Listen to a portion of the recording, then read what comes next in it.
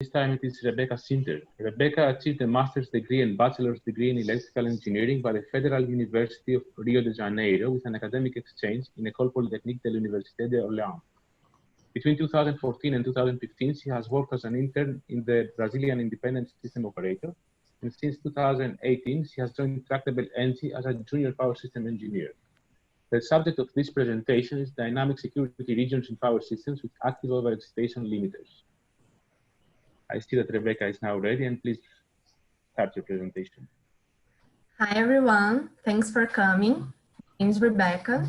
I'm a power system engineer in Tractable Energy, and today I will present the main results of my master thesis about the dynamic security regions in power system with active overexcitation limiters. I will start with an introduction saying a few words about the power system context and present the main objective of my work. After that, I'll make a brief summary about the overexcitation limiters and present the results. Then I'll make my conclusions. So the demand growth associated with the intermittence of renewable generation has brought more challenge to the power system operation. In this context, some operating scenario may become less predictable and more stressed, with some devices working close to their operational limits. That's the case, for example, of the overexcitation limiters. The overexcitation limiters are devices with a slow dynamic behavior commonly represented by an inverse time characteristic. So when this device is activated, it restricts the field current, reducing the reactive power provided by the generator, which can lead to a voltage collapse. So that's why the analysis involving the activation of this device are mainly concentrated in long-term voltage stability studies. However, a system with active overexcitation limiters, which has its voltage control capacity reduced, is more propitious to a transient stability. Usually, the control functions of the overexcitation limiters are not considered in the database for transient stability studies. For example, in the Brazilian ISO database, about 50% of the synchronous machines do not have the OL control functions model, which can lead to inaccurate security regions. So the main objective of this work is to analyze the impact of active overexcitation limiters in the dynamic security assessment with focus on security regions and transient stability. So the overexcitation limiter protects the synchronous machine's field winding from overheating caused by high currents. So whenever the field current exceeds acceptable levels, the OL must act to bring it back to a safe operating point. The OL activation principle is based on the thermal capability curve of the generator field winding. And the most employed OL types are the summon one and then takeover one, depending on how its signal is added to the voltage regulator. So here we have a generic scheme of the summed type OL. As we can see here, the OL output, this VOEL, is introduced in the sum junction of the AVR with a negative sign. So the operational principle of this device begins with the comparison between the field current with the OL limits, and under normal operating conditions, this VOL output is equal to 0, so there's no impact on the voltage regulation. But when the OL is activated, this output reduces the AVR reference voltage, dynamically forcing the field current to its limit value. So here we have two main schemes for the takeover type OL. The first one, the one on the left, is the control signal substitution scheme. As you can see here, the OL output overlaps the AVR output through a minimum block. So when this OL is activated, it directly controls the machine excitation system. In the second scheme, we have the error signal substitution scheme. It has a similar control logic of this first one, but in this case, the OL and the AVR have the same control loss. So after this brief explanation about the overexcitation limiters, I will present the main results of this work. So in the first part, we analyze the impact of active overexcitation limiters for a case in the Brazilian interconnect power system. The study focused on an OL of an important synchronous condenser located at the Ibiúna station. It's a very important station because it's connected to the 765 kV system, and it also runs off the production from Itaipu power plant. This synchronous condenser has a takeover OL type with a control signal substitution scheme, with an instantaneous and with a timed control, fixed time control. For our dynamic analysis, we considered a three-phase short circuit at the 765 kV system at 5.5 seconds, cleared after 100 milliseconds by the opening of two lines of the 765 kV system transmission system. So in the first analysis, the OL timed control is set with 1 minute as modeled in the Brazilian ISO database. Here in our figure of the left, we have the field current behavior. So before the short circuit, the timed OL is already violated, but it's not activated because we have this 1 minute delay setting. So when we have our three-phase short circuit, our field current increase, and the instantaneous OL acts to reduce this field current to its limit value that's represented by this dashed line. In the other figure, we have the rotor angle behavior for the important synchronous machines of the Brazilian interconnect power system, including the Itaipu power plants. And despite of the severe contingency that we applied, the three-phase short circuit and opening two lines of the 765 kV system, the system remains transiently stable. So in our second analysis, the OL timed control was changed from 1 minute to 5 seconds so that we can analyze and see the activation of this timed control during the simulation before the short circuit event. I just want to highlight that it's just a computational strategy so that we can reduce processing time. So at the beginning of the simulation, the timed OL is already violated, and in 5 seconds it acts, reducing the field current. In 5.5 seconds, the short circuit is applied, and what we can see is an instability. Itaipu power plant experienced a first swing instability. So this result shows that modeling an OL timed control with a setting higher than the simulation time may lead to a false conclusion that the system is stable if the machine is in an overexcited condition with the OL activated. So in the second part, this is our second part of the results. The main objective of this part is to analyze how the dynamic security regions can be influenced by the OL representation and activation. So to develop these dynamic security regions, we use the modified IEEE New England test system.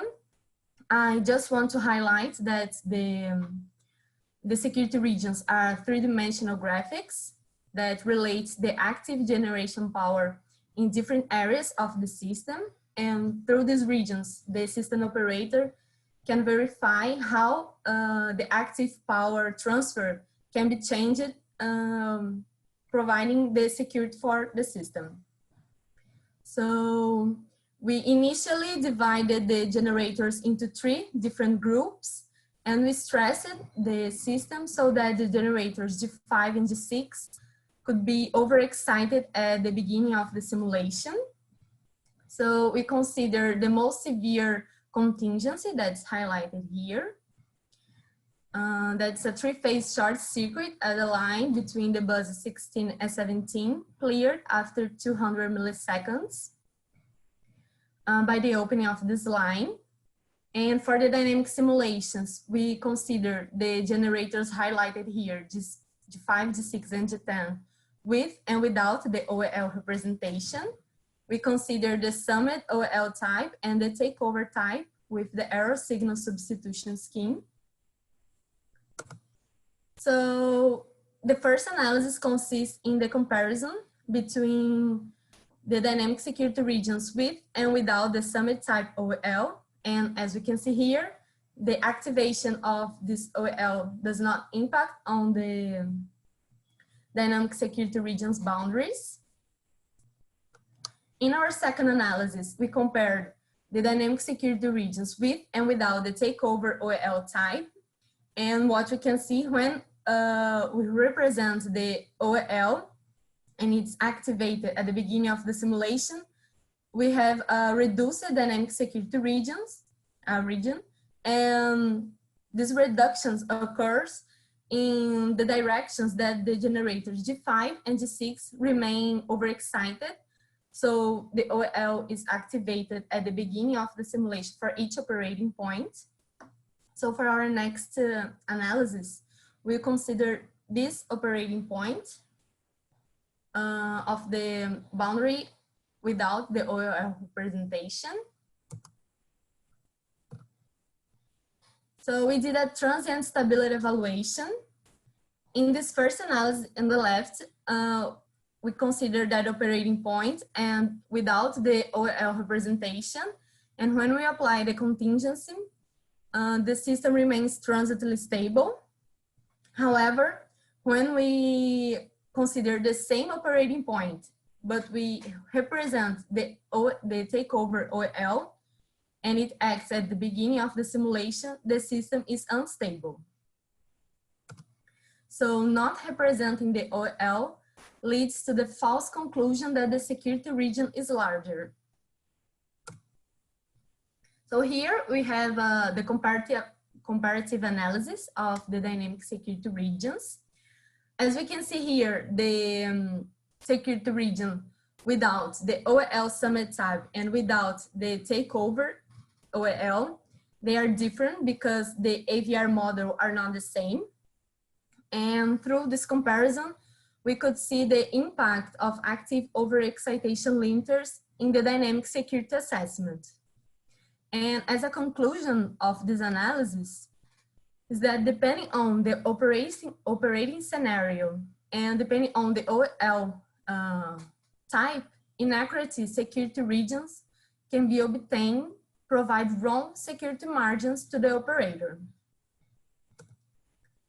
So as a conclusion, the overexcitation limiters are fundamental device to ensure the safe operation of synchronous machines. Due to their timed characteristics, these limiters are commonly represented in long-term stability studies.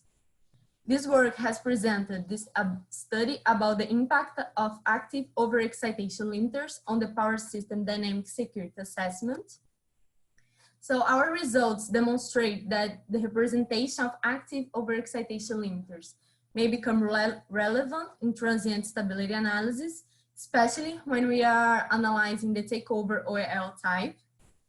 And depending on the operating scenario, inaccurate security regions can be obtained, provided wrong security margins to the operator. So that's it. Thank you very much. Thank you, Rebecca. Very, very nice presentation. Let us wait for a minute to get some questions from the audience.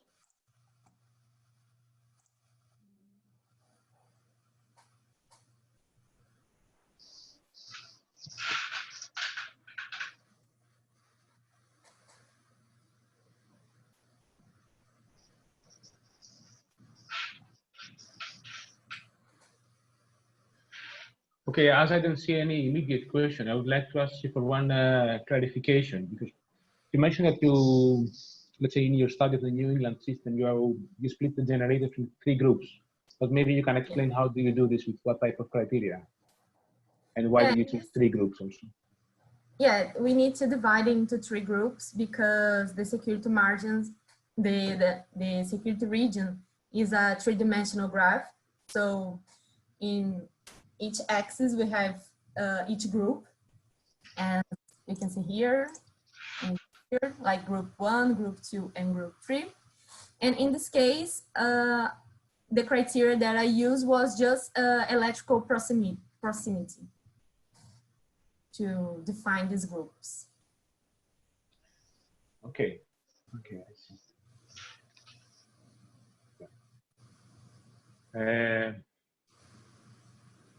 I don't see another question coming up yet from the audience, so maybe I can ask another question. Okay. So basically, what you do here is you show that you have a smaller margin to instability when you model the overexcitation limiter. But when you don't model this, you have another risk which is not shown, which is the risk of, let's say, the equipment overheating, right? So I wonder if you could, let's say, think of some kind of security analysis that also, let's say, unifies this concern, showing that, okay, I have a larger margin to instability, but at the expense of possibly my system will overheat much before I can operate to that point, meaning that you can quantify both risks. Can you repeat, please? Sorry? Oh, yes, yes. I was saying that you can, let's say, you have shown here how the model of the overexcitation limiter affects the margin to instability. But when you don't model the overexcitation limiter, you have another risk, which is a physical risk, that you will operate your system in a way that the device will overheat. I wonder if you have done some additional studies showing how big is this risk or how far you are from this risk. Yeah, I think, as I explained, we usually these analyses are in long-term stability because they have an inverse time characteristics. So like 1 minute of delay. So that's why they are not commonly represented in transient stability studies, but how our systems become very stressed and with the device reaching their limits. So we need to do this analysis. So I think it's very important because sometimes we think that we have a big security margin, but we actually have a smaller one. And it can face a lot of problems. Like in the Brazilian ISO, have only 50% of the OEL control functions model.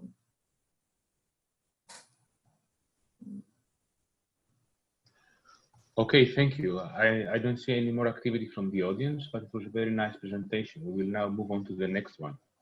Thank you.